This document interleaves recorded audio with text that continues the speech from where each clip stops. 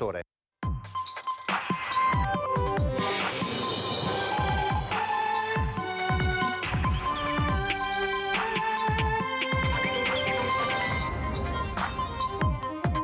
strage del bus di Mestre è depositata alla perizia del medico legale. L'autista Alberto Rizzotto non è stato colpito da alcun malore e ora il cerchio delle indagini si restringe.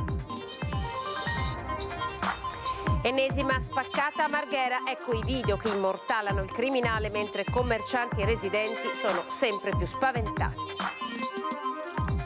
Alla vigilia dell'inaugurazione dell'anno giudiziario, il quadro inquietante dei reati in aumento nella nostra regione, più 23% di omicidi, molti di questi sono femminicidi, resta la cronica carenza degli organici. Aggressione alla scuola comunale Gori di Zelarino, un genitore seguito dai servizi sociali ha preso di mira educatrici ed assistenti, parla la CGIL, il comune dia formazione adeguata. Venezia ha bisogno di uno statuto speciale all'appello dell'assessore comunale al turismo Simone Venturini all'indomani della notizia dell'avvio per la riforma dell'autonomia. Venezia si prepara all'apertura del Carnevale, quest'anno all'insegna di Marco Polo e la scoperta dell'Oriente. Si parte domani con gli spettacoli itineranti diffusi. Domani giornata da non perdere su Antenna 3 dalle 9:45 del mattino in diretta da Venezia la cerimonia di apertura dell'anno giudiziario 2024. Alle 21 la diretta dello spettacolo Baracca 18 con il coro Anna Dioderso per il giorno della memoria. Partiamo dalla sera del 3 ottobre. Buonasera, ben ritrovati. La strage del bus di Mestre è stata depositata alla perizia del medico legale. Bene, l'autista Alberto Rizzotto non ha avuto alcun malore e ora il cerchio delle indagini si restringe. Partiamo da qui. Alberto Rizzotto è morto a causa del violento trauma cranico provocato dall'impatto del bus quando si è schiantato a terra precipitando dal cavalcavia di Mestre. Ogni dubbio è fugato. Secondo il medico legale, consulente della Procura della Repubblica di Venezia, dunque, l'autista quarantenne trevigiano morto insieme ad altre 20 persone la sera dello scorso 3 ottobre non è stato colto da alcun malore. È questa la conclusione della relazione depositata, che esclude dunque anche eventuali complicazioni cardiache. È evidente che un elemento fondante è che qualcosa in questo autobus è successo nei 40 metri. Poi c'è il tema del guardrail, per carità lasciamo ai periti valutare ciò che devono valutare, ma la cosa sostanziale è che per oltre 40 metri l'autobus urtava. Rizzotto ha tentato, e si vede proprio nel tentativo però il bus non rispondeva più. Cos'è successo dunque davvero quella sera? In attesa dell'esito delle perizie mancanti, quelle sul cavalcavia effettuate dall'ingegner Migliorino e quella sul bus, il cerchio si restringe notevolmente e il timore che la causa stia proprio nel mezzo si fa sempre più spazio, anche alla luce dei successivi incidenti che hanno visto coinvolti 4 mezzi proprio della linea. Io dico che le immagini che Media Nord-Est ha evidenziato più volte sono eloquenti e non ho contezza, lo dico in maniera, so che anche i vigili del fuoco hanno fatto dei rilievi precisi sul tema di alcune questioni di carattere meccanico o tecnico. Certo, la Procura sta facendo un grande lavoro, ha affidato degli esperti importanti e ci auguriamo che presto arrivi la verità. Proprio ai nostri microfoni, infatti, un ex dipendente in forma anonima aveva puntato il dito sul malfunzionamento dello sterzo di questi mezzi, su cui molti pendolari oggi hanno paura di salire. Se la gente, i cittadini hanno paura, noi dobbiamo fare in modo che la gente si senta sicura. Il tema di questo gravissimo incidente, intanto c'è un punto fermo. Alberto era una bravissima autista, una brava persona. Purtroppo ha fatto di tutto per salvare la situazione. Credo che la testimonianza dei quei 50 metri che non riusciva più, perché, io chiudo dicendo, come avete voi ben evidenziato, perché non riusciva a riportare al centro del cavalcavia il bus e sbandava sempre in continuazione. Credo che con ansia lasciamo ai tecnici farlo, speriamo che presto arrivino le perizie su queste parti meccaniche che ci dicano finalmente la verità. Siamo a Marghera, l'ennesima spaccata, ecco i video che immortalano il criminale in azione. Commercianti e residenti sono evidentemente sempre più spaventati. Sono le 2:22 di mercoledì notte. Un primo colpo di tombino contro il vetro della porta del bar in via Bernardo de Canal a Marghera fa tremare tutto il negozio. Poi un secondo colpo, quello che permette al malvivente di entrare, rubare il registratore di cassa con 300-400 euro all'interno e fuggire. Tutto in pochi minuti. Scena che viene ripresa dalle telecamere dell'esercizio, ma quando Mitu, il titolare, se ne accorge, il ladro è già fuggito e rimane la conta dei danni che supera di gran lunga il bottino. L'ennesima spaccata a Marghera. Loro hanno imparato già per fare questo qua, non è che prima volta ci vede che una persona che forse sempre che fa questo. Io dico per estate che bisogna controllare un po' questo qua perché noi non possiamo lavorare, perché tutti i negozi sono avanti la vetrata, non hanno le serrande. Chi che non hanno la serrande, loro sempre pagano danni, magari portano via 100, 200, 300 euro dalla cassa. Per sistemare la vetro devi pagare 1.000 euro. Questo qua una persona, per il momento non c'è anche tanto lavoro. L'amarezza è tanta, soprattutto per chi come Mitu ha appena intrapreso l'attività. Io ho messo tutti i soldi della mia vita per creare questo qua bar, ho aperto da 3 mesi, non è da tanto. Però quando ho aperto sì, ho iniziato ad avere un po' di clienti, però il problema è che il bar, quando lavoro, sempre che c'è gente che fa un po' casino. Speriamo che questo casino finiscerà presto, vogliamo vivere bene. Siamo qua, venuti in Italia, vogliamo dire che non vogliamo rovinare l'Italia. Anche sono straniero, quelli che ho fatto anche sono stranieri, sicuro, 100%. Residenti e commercianti sono esasperati perché nonostante i blitz delle forze dell'ordine e i controlli, la situazione non cambia, anzi dicono il problema sembra spostarsi e l'appello è sempre lo stesso. I commercianti di Marghera hanno paura di uscire dalle proprie attività nell'orario di chiusura e i cittadini di Marghera non escono dopo una certa ora, dopo le 6, e quindi c'è pericolo per tutti perché hanno paura di incontrare persone che li scippano. Noi saremmo stufi di questa situazione, addirittura stanchissimi. Vorremmo un maggior controllo da parte delle forze dell'ordine e anche il territorio un po' illuminato e controllato da telecamere. Questa richiesta è l'ennesima volta che la faccio, anche perché questi commercianti di Marghera possano lavorare in tranquillità. Siamo a Zelarino con l'aggressione alla scuola comunale Gori, prese di mira le lavoratrici e le educatrici da una mamma, seguita dai servizi sociali con divieto di allontanamento dalla figlia che lei invece voleva portare da casa. Fatto grave, siamo accanto alle lavoratrici anche nella valutazione dei danni che hanno avuto, ha commentato la segreteria della funzione pubblica della CGIL. Assistiamo da diverso tempo ad una crescente aggressività nei servizi ai cittadini. Il sindacato invita il Comune ad una formazione specifica sulla gestione dei conflitti e sulla manutenzione ordinaria delle sedi che spesso sono carenti delle misure minime di sicurezza. Impennata di omicidi in Veneto, reati in aumento, più 23%. È il bilancio della giustizia nella nostra regione alla vigilia dell'inaugurazione dell'anno accademico. Impennate di omicidi in Veneto che registra un più 23% rispetto all'anno scorso, con il triste record nella Marca Trevigiana con ben 8 omicidi in appena un anno. In aumento in Veneto soprattutto i femminicidi, con 14 assassini, dati riferiti da giugno 2022 a giugno 2023 e quindi prima degli ultimi casi con Giulia Cecchettin nel veneziano e Vanessa Ballan nel trevigiano, a dirlo il procuratore generale di Venezia Federico Prato. Tutte le procure del distretto sono allertate, sono aumentati i casi, però sono stati creati dei gruppi specializzati sia di magistrati sia di polizia giudiziaria che ne stanno occupando. Omicidi legati anche alla costante presenza dei reati in aumento del 7%, con il crimine organizzato e ascrivibile all'articolo 416 bis di stampo mafioso.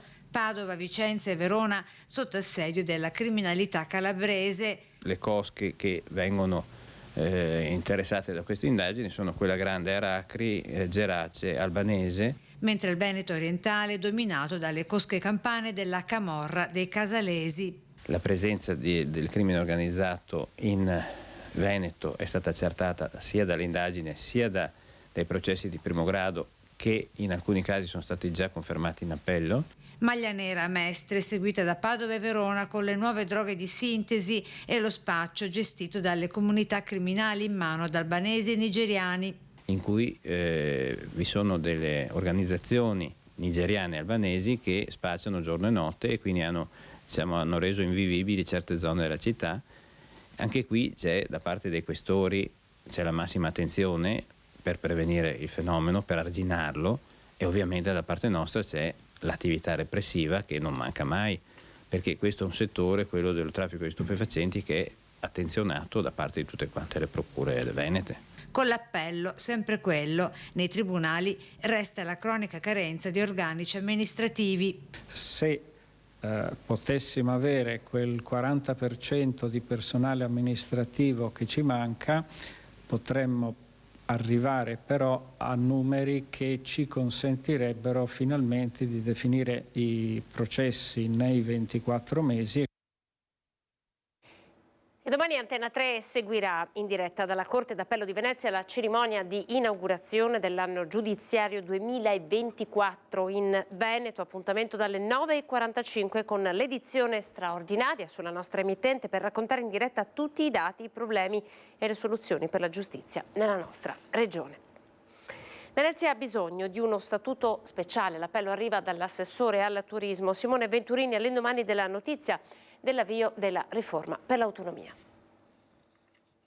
La notizia dell'avvio della riforma per l'autonomia regionale è assolutamente una notizia positiva che salutiamo con molto favore. C'è però un tema che va affrontato e riguarda la nostra città ed è il tema della legge speciale per Venezia, che nel 2024 finirà i soldi di finanziamento, quindi va assolutamente rifinanziata, e c'è assolutamente il tema di una nuova autonomia speciale per la nostra città. Venezia è una città unica al mondo, con funzionamento unico al mondo, con problemi unici al mondo e con opportunità uniche al mondo, e come tale richiediamo dei poteri particolari, unici, per gestire una città unica. Uno statuto speciale per Venezia, questa è la nostra richiesta, una richiesta che tanti hanno fatto in tanti anni e che va oggi riproposta proprio in questo momento storico in cui finalmente si ridisegnano le competenze Stato, Regioni, Territori. Autonomia per le regioni importante, ma non dimentichiamoci di un'autonomia anche per la nostra città. I lavori sono stati consegnati ancora a novembre 2022, ma le imprese che hanno lavorato alla realizzazione delle barriere a protezione della Basilica di San Marco ancora avanzano €1 milione. Che cosa succederà? Vediamo. I lavori sono stati consegnati puntualmente oltre un anno fa, a novembre 2022. Le barriere che proteggono la Basilica di San Marco dall'acqua alta, anche nel caso in cui non venga alzato il Mose e ci sia alta marea a San Marco, sono perfettamente funzionanti e operative da tempo, ma le imprese che l'hanno realizzata lavorando duramente avanzano ancora circa €1 milione. Il pagamento è di competenza del Consorzio Venezia Nuova, che però deve ricevere a sua volta i fondi dal Provveditorato per le opere pubbliche, ovvero un'articolazione dello Stato, e le imprese rimaste al paro protestano. Abbiamo più volte sollecitato il pagamento al Consorzio Venezia Nuova, ma la responsabilità del mancato pagamento dei soldi dovuti alle imprese non sta in capo al Consorzio Venezia Nuova, il quale non ha ricevuto i soldi dal provveditorato. Le imprese creditrici sono la Renzo Rossi Costruzioni e Costruttiva. Gli importi si riferiscono a quanto stabilito dal contratto per far fronte al rincaro dei costi delle materie prime. È abbastanza disdicevole questo episodio e non fa certo onore a quella che è la pubblica amministrazione, a quella che è la dignità delle imprese stesse. Qui noi oggi ci lamentiamo non solo di un problema finanziario che è assolutamente prioritario e, lo dico con sincerità, pesante, ma lamentiamo anche il fatto che riteniamo scorretto una omissione così grave, così a lungo protratta nel tempo da parte di un organo dello Stato. Parliamo di asili nido a Mestre con i Coccinella e Pinocchio. Dopo la fase della demolizione sono iniziati i lavori per la posa della prima pietra. Arrivati alla fase della fondazione, i lavori degli asili nido Coccinella e Pinocchio di Mestre, i due nuovi edifici costruiti con un impegno di spesa complessivo di circa 3.500.000 euro, di cui buona parte grazie al PNRR. Quindi che vengono anche fatte con tutta una serie di principi che dovranno portare a quello che è l'efficientamento energetico, al risparmio e quindi a tutta quelle norme che oggi nella costruzione di questi nuovi edifici devono essere rispettate. Penso poi alle nostre maestre, alle nostre educatrici. Quando si parla di benessere lavorativo non è solamente la squadra di lavoro, ma è anche la possibilità di poter fare attività con i bambini che si accudiscono e si crescono in spazi funzionali all'avanguardia. Perciò un'opportunità questa del bando PNRR che all'epoca non poteva essere mancata dal Comune di Venezia. Nuovi asili con un'aumentata capacità ricettiva. Sono nuove scuole che accoglieranno 60 ragazzi sia al Coccinella che al Pinocchio, quindi avremo un aumento della capacità ricettiva che passa da 80 a 120 ragazzi, accompagnato anche da un aumento su entrambe le scuole di 100 metri quadrati di superficie. Pochi secondi di pubblicità, tra poco.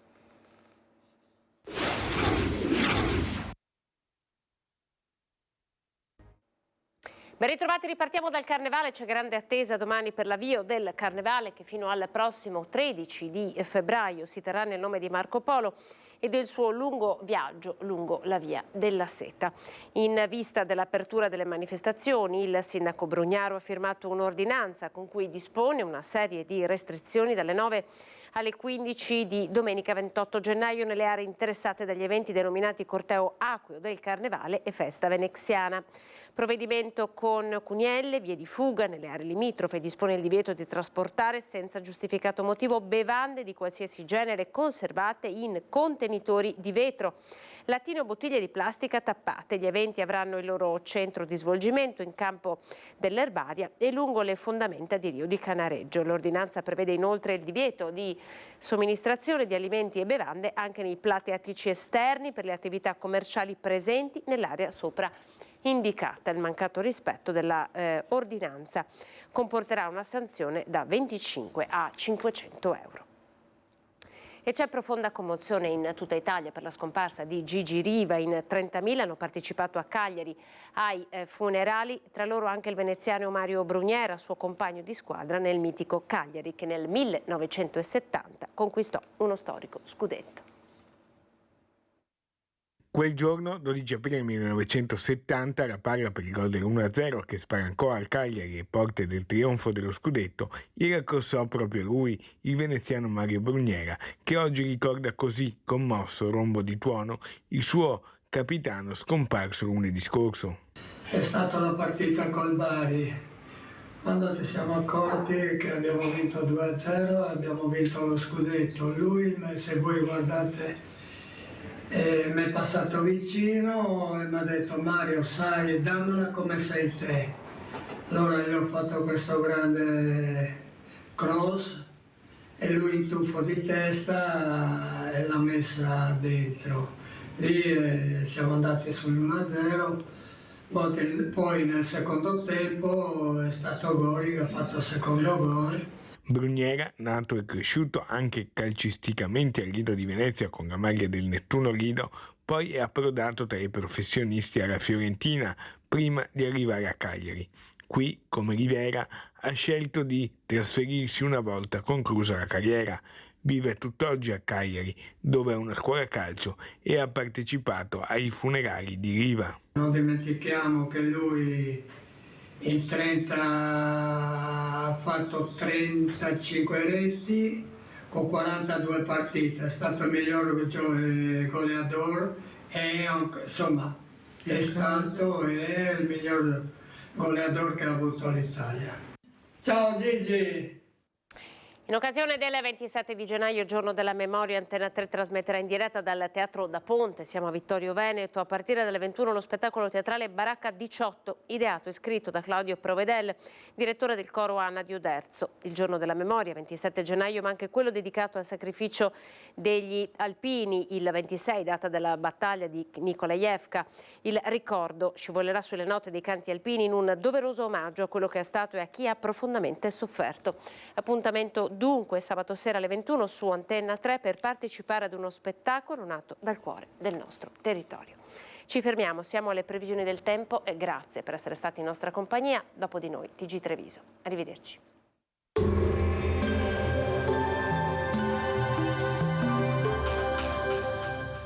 Il Piccolo Scavo è specializzato nella realizzazione di impianti fognari, sottoservizi per utenze e adeguamento fognario alla rete consortile.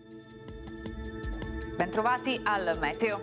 L'alta pressione insiste sull'Italia, dove il tempo rimane stabile e asciutto ma anche piuttosto nebbioso. Vediamo il dettaglio di sabato 27 gennaio. Sul Veneto permangono condizioni di bel tempo con cielo sereno, specie sulle zone montane e pedemontane. In pianura avremo iniziali foschie e nebbie anche estese in lento dissolvimento con il passare delle ore. Le temperature saranno stazionarie, minime tra 0 e 3 gradi, massime tra 7 e 9 gradi all'incirca. Ci spostiamo ora sul Friuli Venezia Giulia. Anche in questo caso non mancherà un ampio soleggiamento, su tutta la regione cielo in prevalenza sereno o al massimo poco nuvoloso. Temperature minime tra 2 e 5 gradi, massime sui 9-13 gradi. Infine diamo uno sguardo alla situazione del Trentino Alto Adige. Sarà molto soleggiato, salvo la presenza di locali annuvolamenti residui. Temperature minime tra -1 e 4 gradi, massime sui 12-14 all'incirca. Dal meteo di Antena 3 per ora è tutto, grazie per l'attenzione. Arrivederci.